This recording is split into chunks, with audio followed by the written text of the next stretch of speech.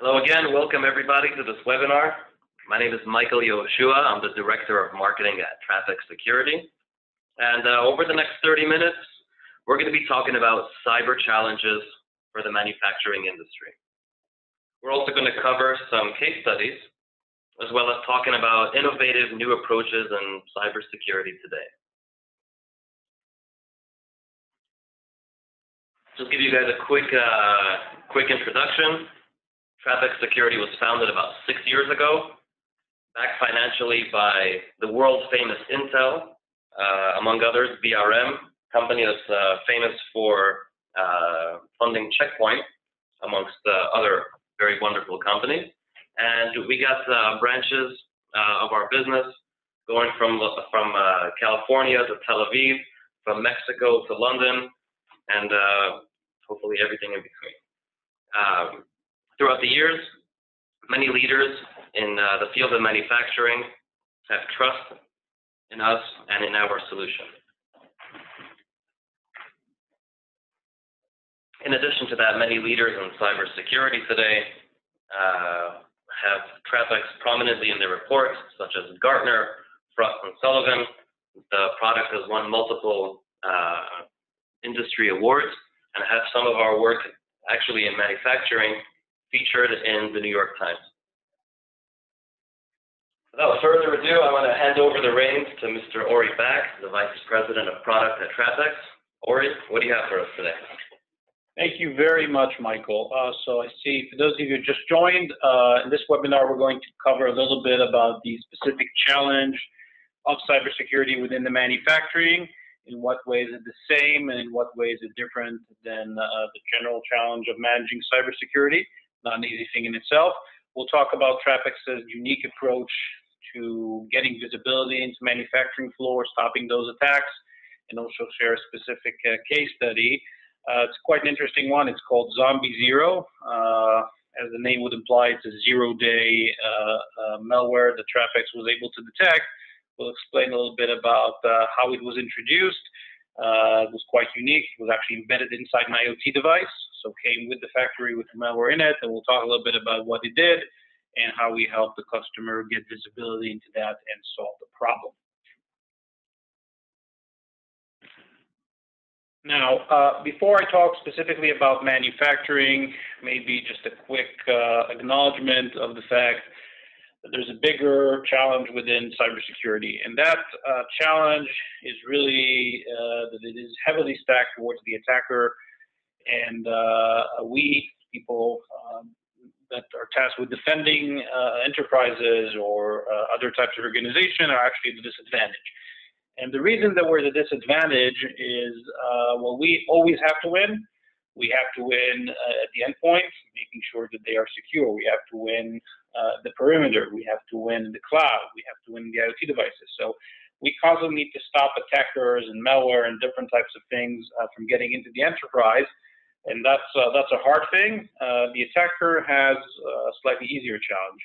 He doesn't need to win all the time. He just needs to win once. So one breach, one misconfiguration that he takes advantage of.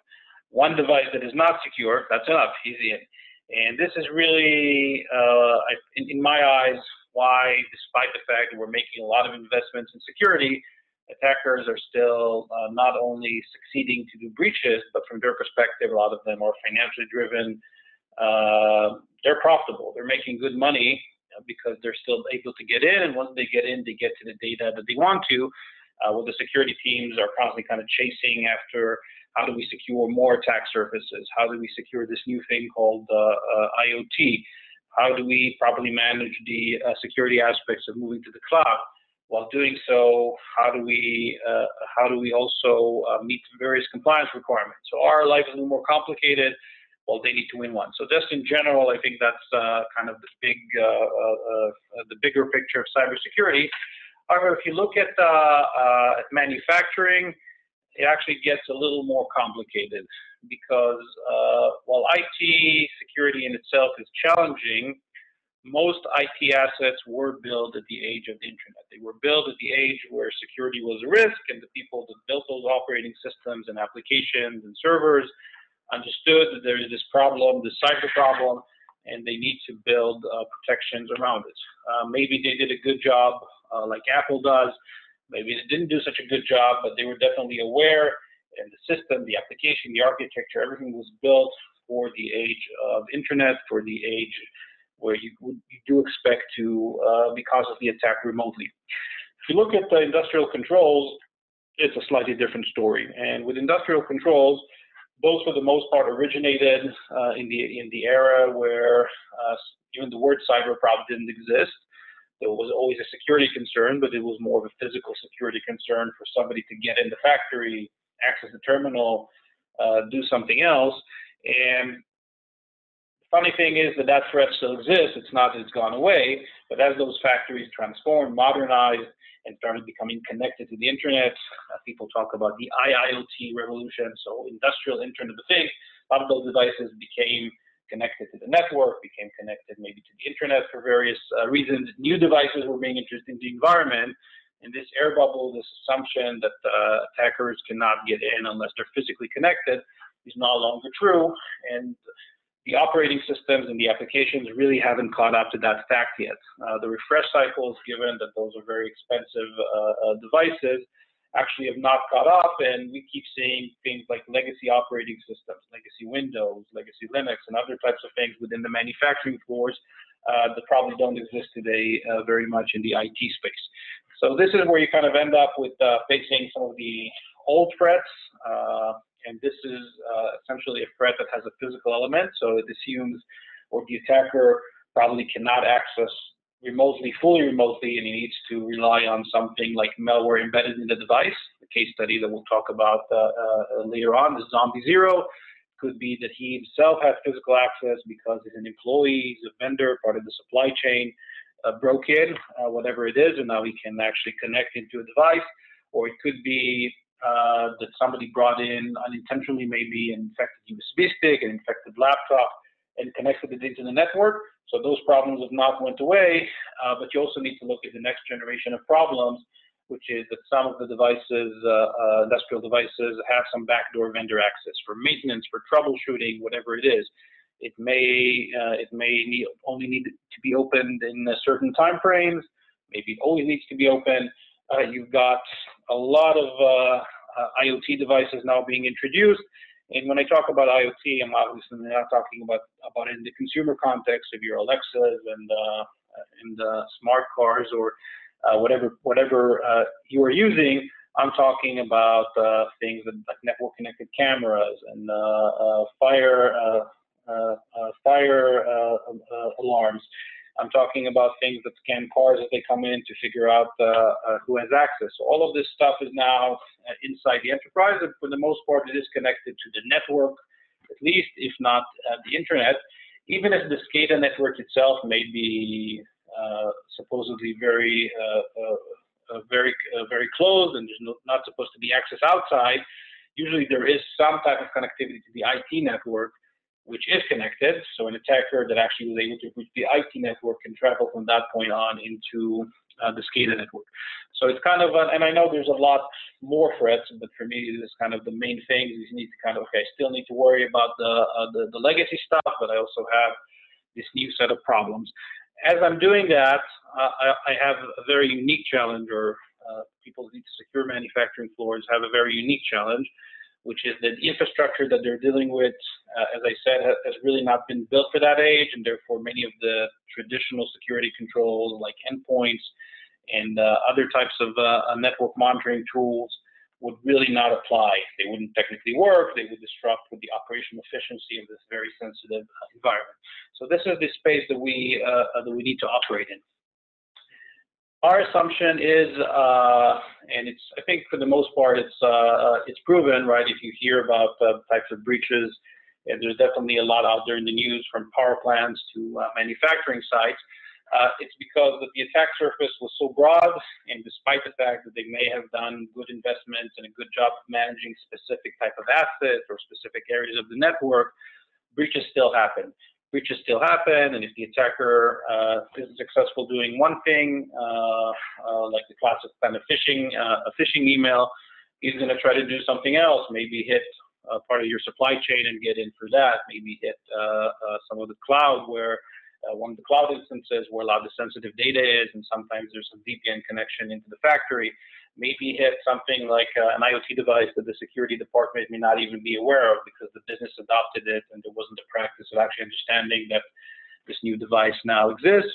Or maybe there's some kind of insider that is helping. So our assumption is, and once again, when you hear about breaches in the news, it's not because they didn't have firewalls or didn't have some basic practices. It's because the attackers were persistent enough and they were able to get in. And at that point, it can either turn out in one of two ways. The first way, which is not ideal but not horrible, is that despite the fact that the perimeter has been breached, despite the fact that you've got some kind of threat actor or malware inside the network, you have internal visibility, meaning that you're not only relying on the perimeter, you also have some visibility as to lateral movement or to any kind of malicious activity inside the network, inside the cloud, and therefore you are aware of the fact that the perimeter has been breached, you understand the nature of that threat, and therefore you can mitigate that threat, quarantine whatever infected endpoints exist, figure out how they got in, and put it away. And if you've done that within seconds, minutes, hours, maybe even days, it's not a good thing, but it's not a horrible thing. Unfortunately, the statistic says that for the most part, that's not what happens. What happens is that they have significant time to dwell within the network. And on average, it takes about 6 months until a breach is detected. Those 6 months, those months is really where the attacker gains persistency, is able to map out the network, move from the initial point of breach, which is usually less interesting, to compromise high-value assets, figure out how to either damage the operation, steal data, whatever he's out to do. So this is really what we need to be looking at. How can we eliminate that dwell time? How can we get that internal visibility? What does it mean to eliminate dwell time? What does that require? Requires the capability to actually flush out attackers, to make them show their hand. Some of them may have a lot of patience, and unless you compel them to do so, in a minute I'll talk about how we do that, they may just dwell for a long period of time, not do anything. So you need to kind of tempt them in some way to reveal themselves. It's not enough to tell somebody that there's a breach. That's actually not horribly useful if it doesn't come with the very accurate technical data that tells you exactly what is the nature of the breach. Is it malware? Is it another type of cyber adversary? What protocols are being used? How did he get in? How is he traveling internally? What does he intend to do? You need data that's actionable and not just informative. And it needs to be actionable enough and also accurate enough. You need to trust that information. So it's not helpful if you raise hundreds or thousands of alerts that tell you that there may be a problem, and one of them may be true because the SOC team, whoever is looking at those alerts, is obviously going to be fatigued. It needs to be accurate. You need to trust and say, okay, if I'm telling you that a breach is happening, if I'm giving you information regarding the nature of the attacker and what he's trying to do, I trust this information enough to mitigate, to take action, to stop that. So this is what it means to get internal visibility. In essence, it means having a second line of defense. Your perimeter and the firewall is obviously something that you need, and other types of controls are attempting to even seal off some areas of the network. Those are good things. However, that's a single line of defense, and you cannot fully rely only on that single line of defense. You also need to have a second line of defense, and that second line of defense is really the internal visibility within the network and the cloud. Let's take it one level down and talk about what does it mean to get visibility? What specific kind of technical data can you gather? What type of behavior do we know that attackers must do? And it's interesting because I started with saying that manufacturing and industrial controls is different than IT from a cyber perspective, but there's one thing that is the same. The attacker does not know the network. They need to perform internal reconnaissance, so that's one very specific activity that if you are aware of, then you understand that one of your endpoints has been breached. He needs to move laterally. The initial point of breach is almost never the high value asset that the attacker is going after, And for that to happen, he needs to in some way map the network and understand, okay, I've landed in point A, and this is where this point B and C, which are the more interesting assets are. So if we can detect, if we can actually provide, shed a light regarding the fact that those things happen, then you have a good notion of the fact that a breach is happening. And if you can also augment that and say, okay, I've recorded the attack, I can tell you what is the technique for the attacker, what protocols is he using, what information is he compromised, is he using compromised credentials, using weak credentials, using a protocol that's weak, what type of things is he doing, and then that actually is what makes that alert highly actionable. And obviously you need to do that across the entire network. You don't know where he's going to come in, and you don't know where he's going, so you need to cover everything: IT, IoT, cloud, remote sites. You kind of need to have that visibility across the board. Let's talk a little bit about our unique approach into providing that visibility. We provide that visibility by introducing two elements into the network that do not exist naturally. The first is what we call bait. In essence, this is passive data and configuration that we put on different endpoints. And what it's meant to do is really mess with the reconnaissance process for either malware or cyber adversary, human cyber adversary. And it goes back to the fact that they need to collect information. This is something that's true in any environment. They need to understand what the network looks like. And the first thing that they would probably do is perform some type of reconnaissance on whatever endpoint they have landed. What we make sure that happens is that we feed them false information. So if they're looking for shares, if they're looking for some kind of traffic, if they're looking for some kind of connection to an application, or the fact that somebody has access to web portal, we would put that information out there. This is not something that's running on the endpoint. It's just passive data and configuration. And it's really designed to divert the attacker away from the real high-value asset, what the real information would have led him to look at, into our traps.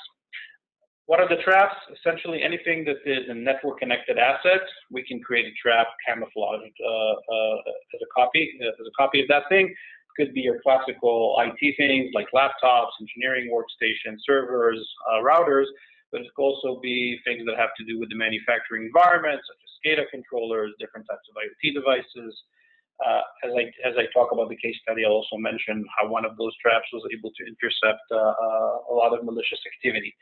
And the more we have of those, the better coverage, the more that we can lead attackers into them, the better is the probability that any kind of attack would be intercepted. So it's in essence the attacker would be baited, would start interacting with the trap.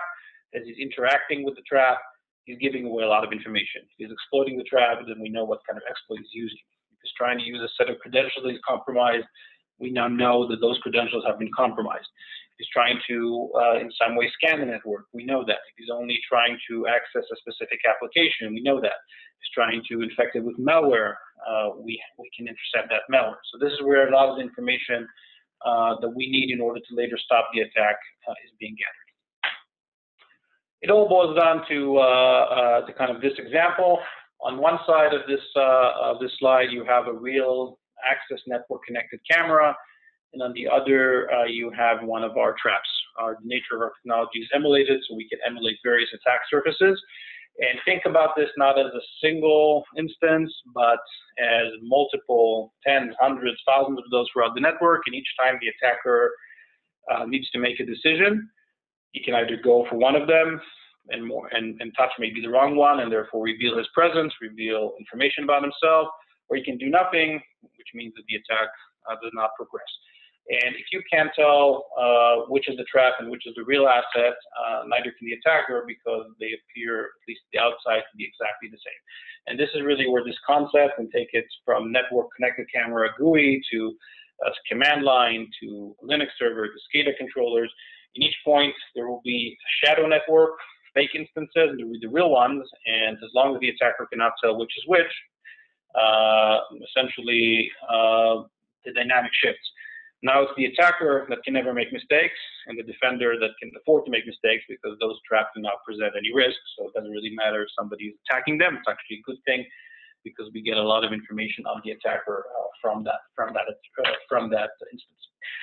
We at TrapX have taken this concept that maybe a lot of you may be familiar with as from legacy honeypots for research purposes or for small scale, and made it into an enterprise scalable capability, and also one that really applies to manufacturing environments where we can create traps camouflaged as legacy controllers, the Siemens and Rockwells of the world, and also some of the more modern IoT devices such as smart lights, environmental controls, cameras, and other types of scanners.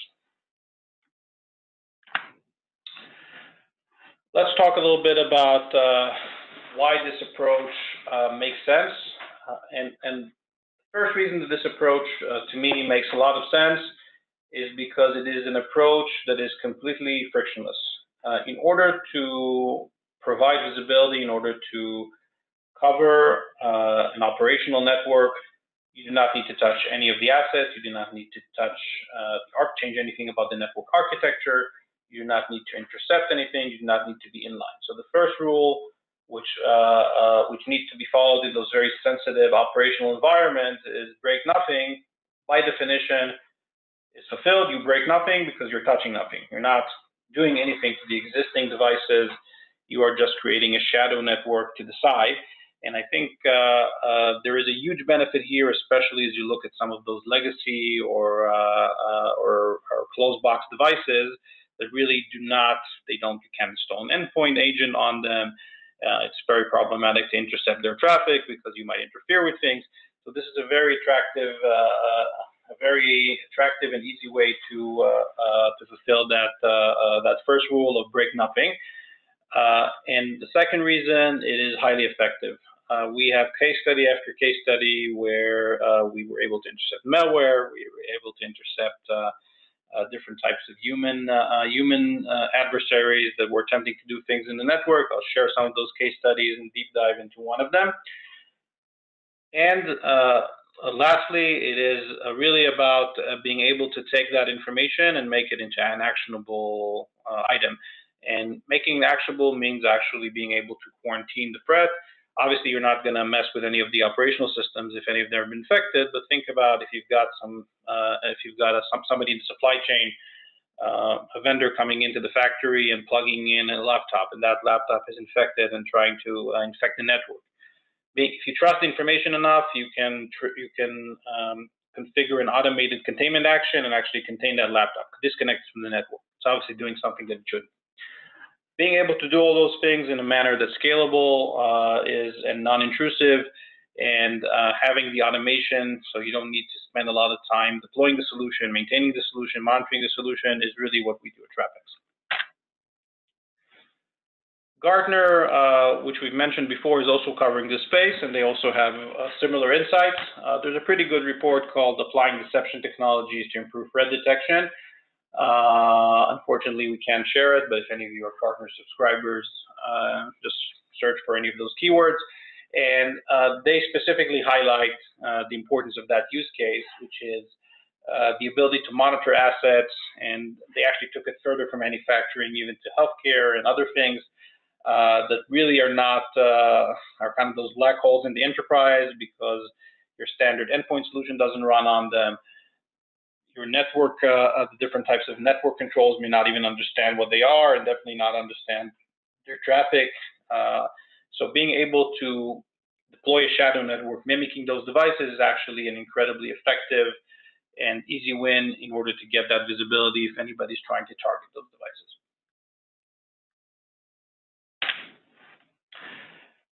All right, I'd like to take it into, at this point, to talk about one of the case studies. At the end of this session, we'll also send an email to anybody that is registered with a link to our website with some other case studies. But I wanted to deep dive into one case study in particular, and that case study is called Zombie Zero. In essence, on the right side, you're seeing this scanner, so some kind of logistic monitor. And it had malware embedded in the device in the factory it was being manufactured. And one of our customers actually installed it and was infected. And until TrapX came in to do a proof of concept, which later turned into deployment, they actually didn't know about it. So I'll talk a little bit about the malware and also kind of tie it in as to how our approach actually worked in this specific case. So overall, what happened is those devices came in from the factory. They work with Wi-Fi. They're actually on forklifts or something of that nature, so they're mobile. And as soon as they connected to the network, using, obviously, this is a legitimate device, so the certificate and regular authentication, what it did is actually look for the ERP system, essentially different servers that had interesting logistic data that whoever designed this malware was interested in, and infected them. It used the SMB protocol and infected. So once you've got that plugged in, and this is an environment that's behind the firewall, obviously, then that environment is now infected.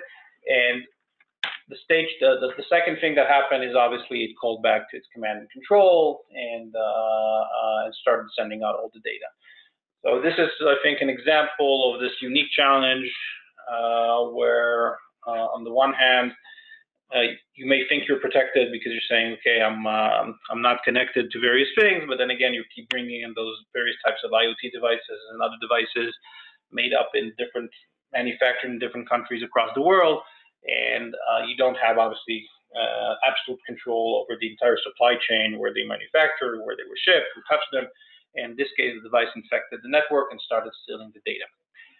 As TrapX came in, this was a few months later, we did a standard proof of concept, and we deployed various types of traps that look like ERP servers, traps that look like various types of IoT devices.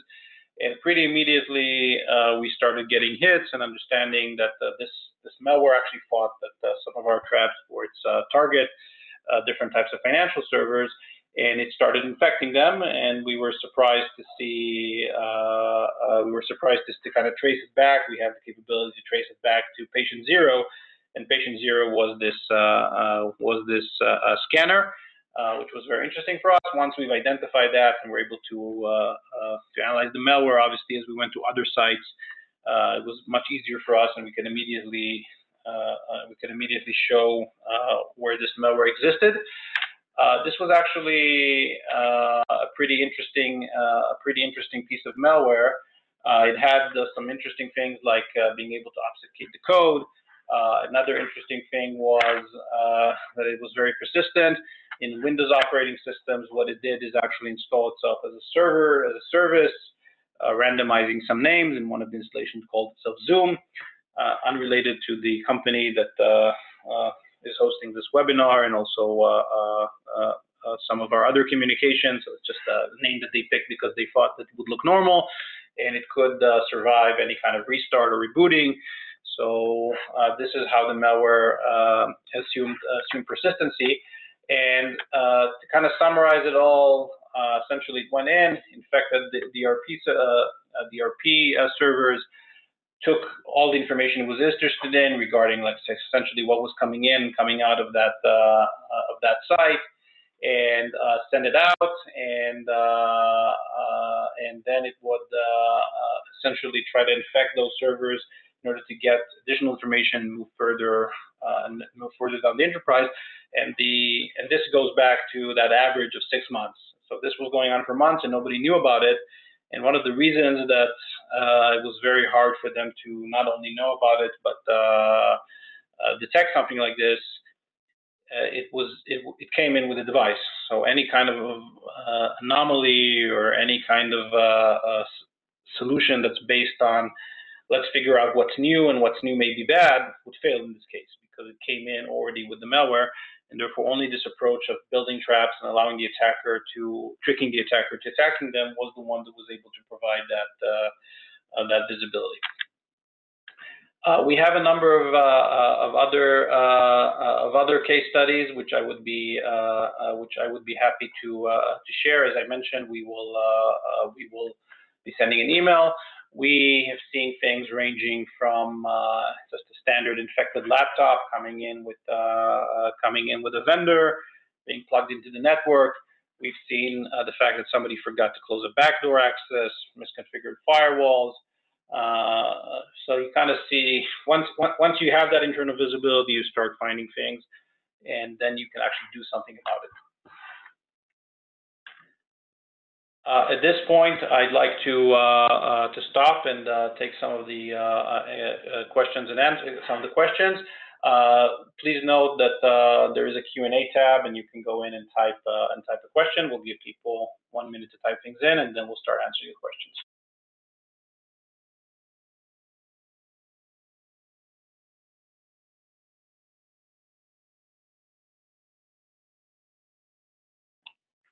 All right, so see, we've got one question regarding what type of protocol and devices do your traps cover. We can camouflage a trap as essentially anything that's connected to the network. Think about things like PLC, different types of Rockwell devices, and the SIP protocol.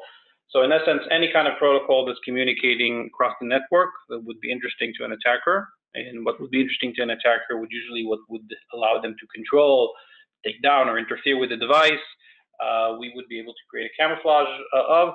The nature of our technology, this is the patent the TrapX was built on, is really the ability to spin those traps at scale and without running the actual operating system, without needing software, to actually mimic how those devices act in the network and make them look credible to an attacker that's using various tools or trying to exploit it. So that's kind of the approach and the core strength of TrapX.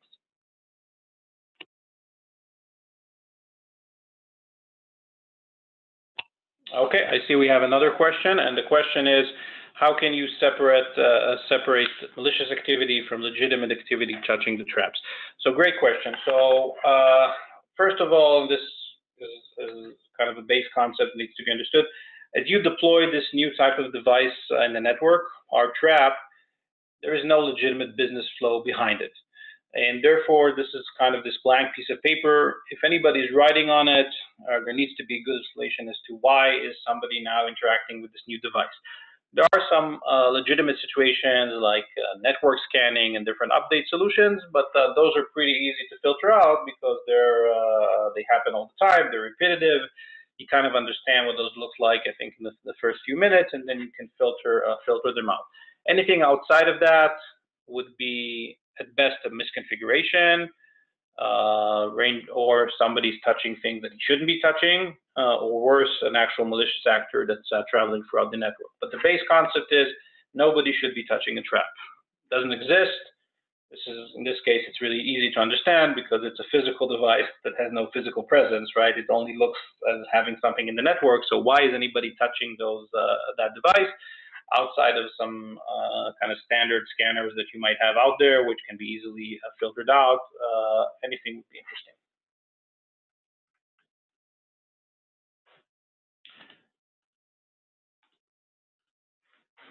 Excellent. Another question is that you mentioned cloud. How do you specifically support the cloud? We support cloud in a similar way that we support your campus, your factory. In essence, we are able to connect into various public or private clouds, AWS, Azure, even things like OpenStack, private clouds. And we have the capability to spin our traps inside that environment. And now, depending on your setup, let's say you have a situation where you've got the corporate network connected via VPN into the cloud, you can bait attackers from the corporate network into the cloud, and through that get the visibility. If the cloud has some segmentation in it, you can see if anybody's trying to move between segments. You can even build a whole set of instances inside the clouds, let's say like a fake set of servers that's actually closer to the DMZ, and if an attacker is coming in, he doesn't know exactly where everything is, he may attack that before actually attacking the real high-value assets. But the concept is the same. We try to scale it across different types of environments. Okay, I see that I am running out of time. So I'll take just one more question. The question is, what does it take for TrapX to develop new protocols and new types of traps? As I mentioned, our proprietary platform has the capability of spinning those traps and camouflaging them with different things. We have a fairly short cycle where we can work with customers to build new device types. For instance, I mentioned different types of devices, and we have some interesting partnerships around Siemens and some other types of proprietary devices. It's a fairly short process where we kind of send a questionnaire and quickly build out this new configuration. But we're actually taking it a step further as part of our roadmap. In our next release, we will have the capability for customers to actually build their own traps. So it's not TrapX build traps, it's TrapX provide the platform, and you can kind of point the platform to a specific kind of asset and say, I want a trap that looks like this asset, and we'll be able to build a trap on-site, camouflage that asset. So that's going to, again, allow you to build more types of devices, maybe devices that you don't want TrapX to see, or just a shorter cycle. And that's part of the enhancement and opening of the architecture we are adding in the future.